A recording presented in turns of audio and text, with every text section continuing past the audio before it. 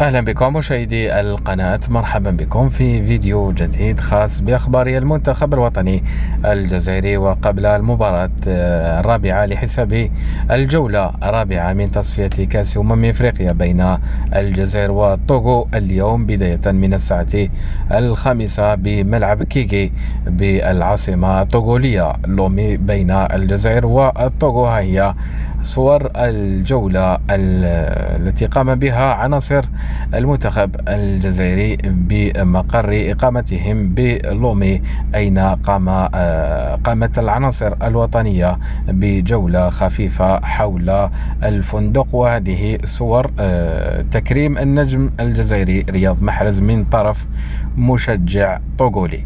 إذا نتمنى التوفيق للخضر في هذه المباراة والفوز فيها ومواصلة تصدر المجموعة والتأهل مباشرة لكاني 2025.